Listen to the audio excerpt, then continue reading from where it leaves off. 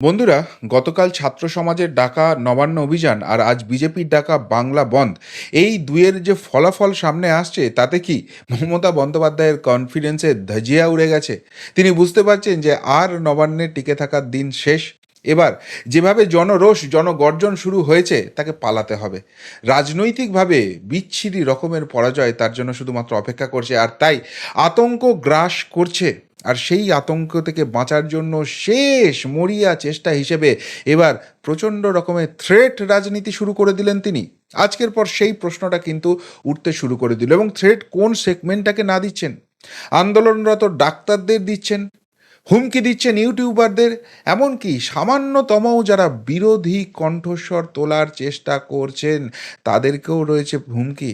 এবং সবথেকে বড় কথা, দলের যারা এতদিন হুমকি দিচ্ছিল, যাদেরকে আমরা গুন্ডা নেতা বলি, একদম একদম ভিডিও ধরে ধরে দেখিয়েছি সেই সব নেতাদের ছবি কথা, তাদেরকে কি এবার ইঙ্গিত দেওয়া হচ্ছে যে অনেক ফোঁস করেছো, এবার ছোবলটা মারো, এবার সত্যি সত্যি মার ধরটা শুরু করো, না হলে আর ক্ষমতা টিকিয়ে রাখতে পারবো না? না, সরাসরি হয়তো তিনি বলছেন না, কিন্তু যে প্রচ্ছন্ন কথাগুলো উঠে আসছে তার ওই আধ ঘন্টা 40 মিনিটের বক্তব্যে সেই নির্যাসটাই উঠে আসছে। এবং সবথেকে বড় কথা, তার ভাইপোরও বডি ল্যাঙ্গুয়েজ কিন্তু খুব একটা কিছু পজিটিভ লাগলো না। আতঙ্ক যেন পিসি ভাইপোকে গ্রাস করে রেখেছে।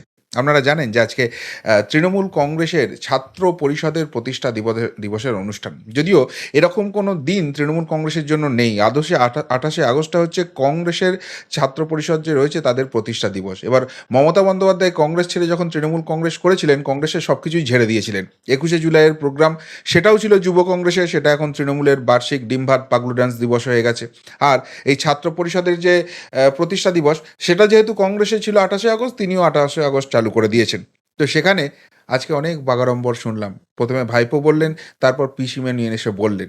কিন্তু তার যে নির্যাসটা বেরোলো সেটা থেকে একটা কথাই বলা যেতে পারে, নবান্ন থেকে বিদায় ঘণ্টা শুনতে পাচ্ছেন, তাই মরিয়া হয়ে একটা গোটা দলকে নামাতে চাইছেন যে বিরোধীদের কণ্ঠ রোধ করো, আর নিজেরা শুধু হুমকি দিয়ে যাচ্ছেন। কি বললেন? অবশ্যই পয়েন্ট ধরে ধরে আলোচনা করব এবং দেখাবো কতখানি ভীত, আতঙ্কিত এই রাজ্যের সাম্রাজ্ঞী নিজেকে যিনি মনে করেন সেই মমতা বন্দ্যোপাধ্যায়, এবং কিভাবে আতঙ্ক তার কথাবার্তায় চোখে মুখে ফুটে উঠছে। নমস্কার, প্রিয়বন্ধু মিডিয়ায় আপনাদের স্বাগত, এবং আপনারা দেখছেন প্রিয়বন্ধু বাংলা, সত্যের সন্ধানে সর্বদা আমি শুদ্ধশীল। বন্ধুরা, আজকে ছাত্র দিবসের যে অনুষ্ঠান ছিল সেখানে প্রথমে ভাইপো বললেন। তো ভাইপোর কথা পরে আসছি। আগে পিসিমণির কথাতেই আসি। সেখানে তিনি নাকি দাবি করছেন সোশ্যাল মিডিয়া চক্রান্ত করছে, এবং তিনি নাকি সব নজর রাখছেন। তো সোশ্যাল মিডিয়ায় তো আমিও কাজ করি। আমার মতো এরকম অনেকেই আছে, ইউটিউবে কাজ করি। এবং যারা এই সরকারের হারাম করে দিয়েছে এটা একদম ফ্যাক্ট।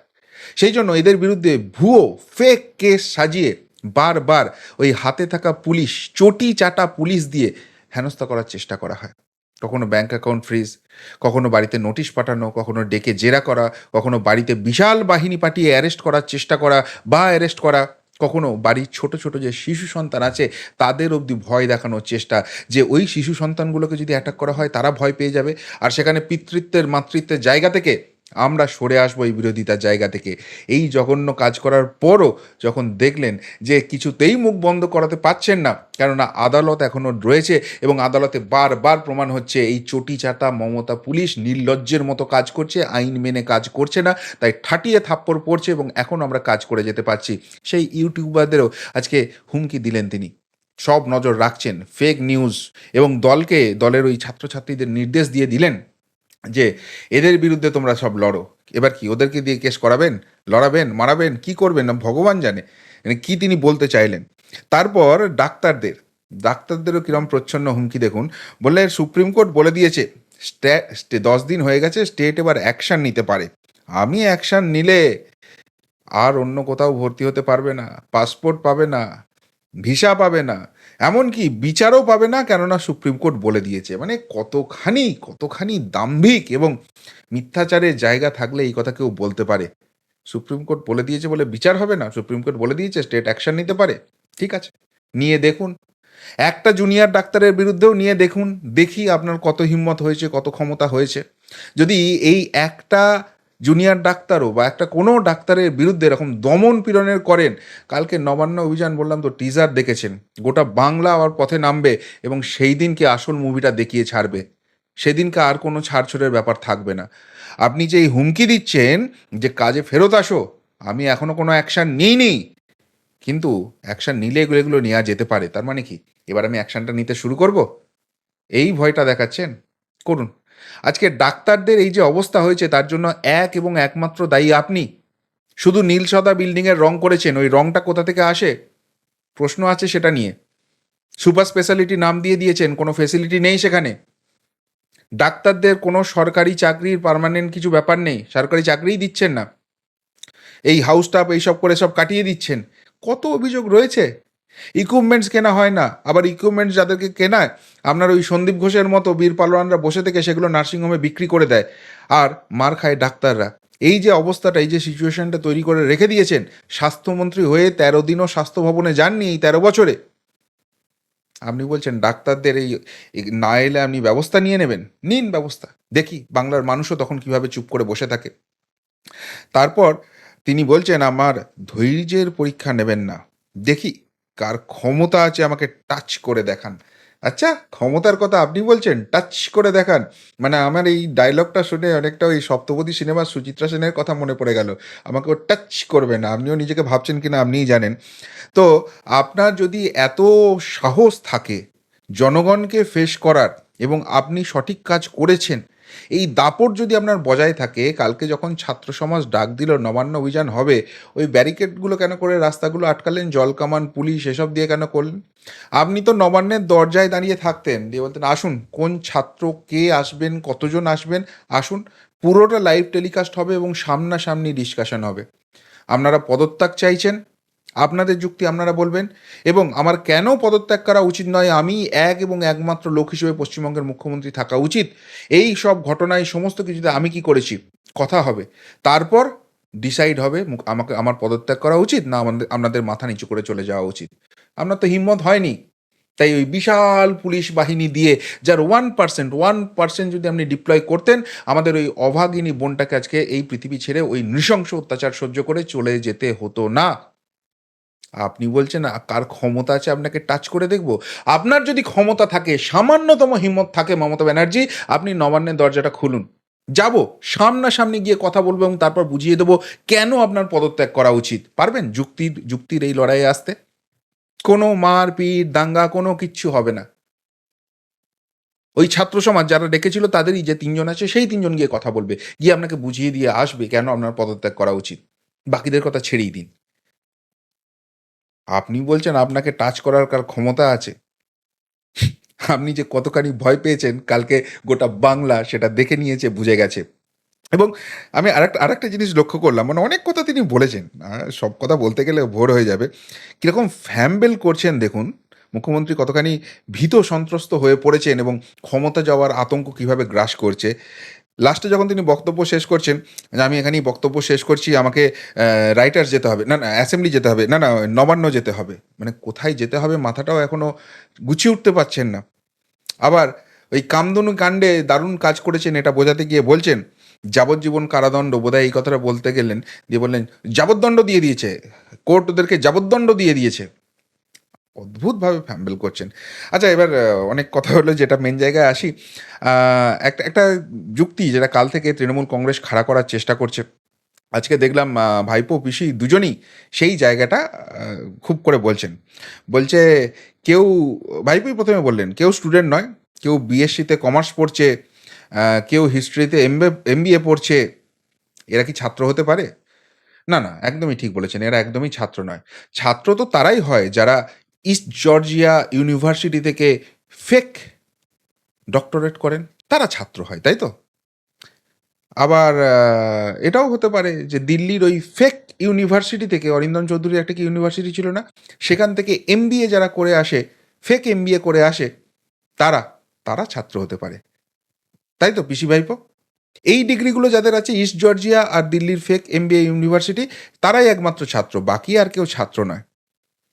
আপনারা এখানে বলছেন যে কালকে কেন ছাত্র আন্দোলনে এই একজন বয়স্ক মানুষকে দেখা গেল, বা যাদেরকে আজকে বললেনই পিসি, যে সব তো এটা কি গার্জেন মিটিং ছিল নাকি? সব গার্জেনরা এসছে, আপনারা কি ভেবেছিলেন? বাচ্চা, বাচ্চা কচি, কচি একটা ছেলে-মেয়ে যাবে আর তাদের আপনার ওই চটি-চাটা পুলিশ দিয়ে সেই পুলিশের মাঝখানে আবার গুন্ডারা ইউনিফর্ম পরে আছে কিনা কেউ জানে না। সেটা নিয়েও অভিযোগ উঠছে। তারা বেধড়ক করে ঠ্যাঙাবে আর আপনি নবান্নে বসে, বসে পা দোলাবেন। এটাই ভেবেছিলেন তো? আচ্ছা, আজকে তো আপনাদের ছাত্র দিবসের প্রতিষ্ঠা দিবস ছিল না, ছাত্র পরিষদের প্রতিষ্ঠা দিবস ছিল। তো ৭০ বছরের এক মহিলা, তিনি কনসা ছাত্র? আর ওই একটা আঞ্চলিক দলের সর্বভারতীয় সভাপতি সেজে থাকা স্যান্ডো গেঞ্জির বুক পকেটের মতো, তিনি কনসা ছাত্র? আপনারা যে কৃষক আন্দোলনের কথা বলছিলেন, আজকে দেখলাম সিঙ্গুর আন্দোলন, দিল্লির কৃষক আন্দোলনের কথা বলছেন। তো সেখানে ওই কাক শিল্পী থেকে শুরু করে কাকে না নিয়ে গিয়েছিলেন সেখানে, যাদেরকে পরবর্তীকালে রেলমন্ত্রী হয়ে এঁটো কাটা কমিটি সব চেয়ারম্যান করে দিয়েছিলেন, মাস গেলে লাখ টাকা পেতো, বাতির গাড়ি পেত। তারা কনসা কৃষক ছিল? আজকের এই আন্দোলন আজকের আমাদের যে অনুষ্ঠান ছিল সেটা করার জন্য বৈশানর, বক্সি, অভিষেক, কার কার না নাম করলেন, এরা কনসা ছাত্র? সুতরাং ছাত্র আন্দোলন, ছাত্র সমাজের আন্দোলন মানে শুধু ছাত্ররাই যাবে, এই কথাটা কোথা থেকে আসছে? অদ্ভুত সব ব্যাপার হলো আজকে। তবে যেটা আমি সব থেকে দেখলাম যে একটা জায়গা খুব সিগনিফিক্যান্ট লেগেছে। একটা জায়গায় খুব স্লোগান দিচ্ছিলেন তিনি, বিচার চাই, বিচার চাই, সিবিআই জবাব দাও, সিবিআই বিচার চাই, বিচার চাই, এরকম করে চিৎকার করছিলেন। এবং তখন ক্যামেরার ফোকাসটা ওই সভাস্থলের দিকে ঘুরে গেল, যেটা সামনেরটা একটুখানি শুধু জুম করে দেখানো হচ্ছিল, পুরো পিছনে কতখানি ভিড় হয়েছে কিচ্ছু দেখানো হয়নি। তো সেইখানে সবাই চুপ, মুখে কুলুপ এঁটে দিয়েছে।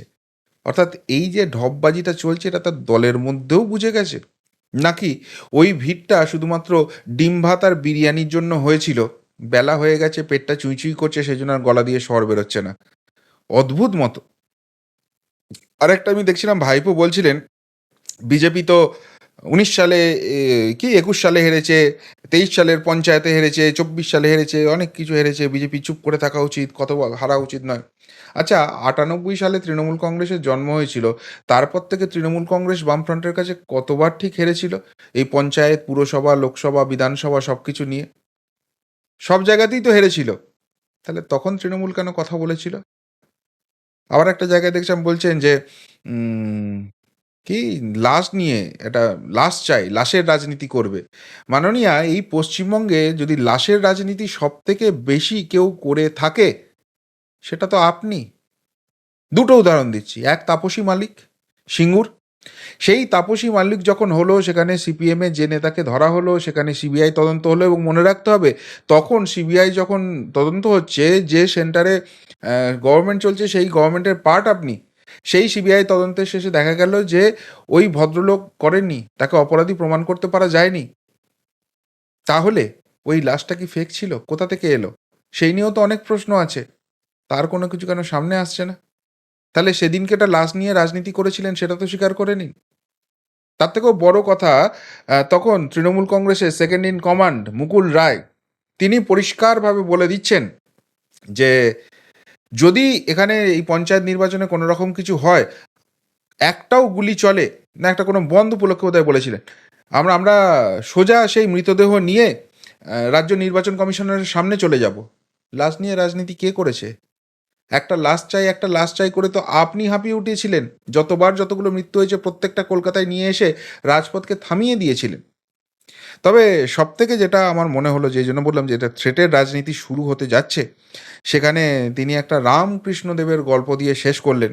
সেই গল্প কোথায় পেলেন তিনিই জানেন। যাই হোক, সেই গল্পতে তিনি বললেন, এক কেউটে সাপ এসে রামকৃষ্ণকে জিজ্ঞেস করেছিলেন যে, আমাকে তো তুমি ছোবল মারতে বারণ করেছো, তো কিন্তু লোকে আমায় ইঁট মারে, খুব কষ্ট হয় আমার। তখন রামকৃষ্ণদেব সেই কেউটে সাপকে বুঝিয়ে দিয়েছিলেন যে, দেখো, তোমাকে ছোবল মারতে বারণ করেছি, কিন্তু তারপরে ফোঁস করতে বারণ করিনি। সুতরাং এইটা কিন্তু একটা দারুণ জায়গা, এবার তোমরাও ফস করে বুঝিয়ে দেবে।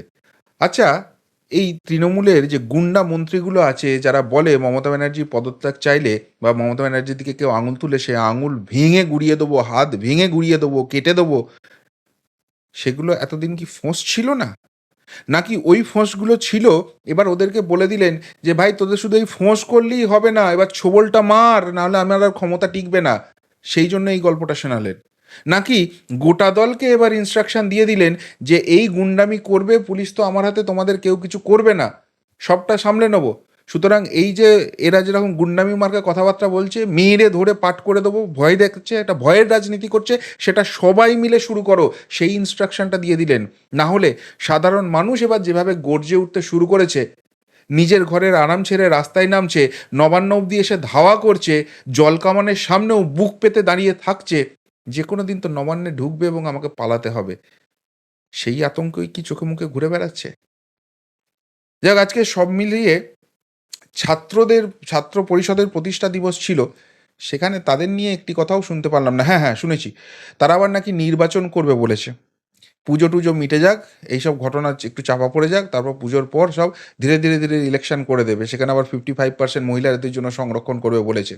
এই প্রসঙ্গে আরেকটা কথাও মনে পড়ে গেল, যারা এই বয়স্ক মানুষটিকে নিয়ে ট্রোল করছেন, তাদের একটা কথা জিজ্ঞেস করি, এই কলেজ ইউনিয়নগুলো এই পিসি ভাইপোর দয়ায় গত 10-15 বছর ধরে যারা ইউনিয়ন লিডার সেজে চুলগুলো পাকিয়ে ফেলেছেন, তাদের ছেলেরা এখন কলেজ যাওয়ার সময় হয়ে গেছে, তারা নিশ্চয়ই ছাত্র, তাই তো? যাক, সব মিলিয়ে তাদের কথা তো কিছু শুনলাম না, ছাত্রদের কথাই কিছু শুনলাম না, ছাত্রদের উন্নতির জন্য কি করছে, শিক্ষার উন্নতির জন্য কি হচ্ছে, সেসব কিছুই শুনলাম না। কিন্তু প্রাক্তন চোর শিক্ষামন্ত্রীর কথা একবার রেফারেন্সে এলো, বাকিটা জুড়ে শুধু হুমকি এবং এইসব কথাবার্তাই হলো। এবং সব থেকে বড় কথা, এই অভয়াকাণ্ড, আরজিকর কাণ্ড, সেটাকে ডিফেন্স করতে যে এইটা হয়েছে, হাতরস কেন হয়েছে, উন্নাও কেন হয়েছে, সেসব নিয়ে বলো, কেন আমাদের আরজিকর নিয়ে কথা বলো, এই করতেই কেটে গেল। সুতরাং যে যে জিনিসটা দেখার জন্য বাংলা বসেছিল, যে না এত কিছুর পরও কোনো কিচ্ছু হয়নি, তা তো কিছু হলোই না, উল্টে দুজনের কনফিডেন্স যে কতখানি টলে গেছে, কতখানি ভয় পেয়ে গেছেন, কতখানি আতঙ্কিত হয়ে পড়েছেন, আর তাই এই স্বতঃস্ফূর্ত বিরোধী কণ্ঠস্বরকে চাপার জন্য, চেপে দেওয়ার জন্য শুধুমাত্র হুমকি হুমকি হুমকি, এটাই শুধু খুঁজে পেলাম। কি বলবেন বন্ধুরা পিসি ভাইপোর আজকের এই সভা নিয়ে, এই হুমকি নিয়ে? যদি কিছু বলার থাকে অবশ্যই কমেন্ট বক্সে কমেন্ট করে জানাবেন। এমনকার মতো এখানেই শেষ করলাম, ফেরত আসছি নতুন প্রতিবেদন নিয়ে খুব তাড়াতাড়ি। ভালো থাকবেন, সাথে থাকবেন, পাশে থাকবেন। নমস্কার।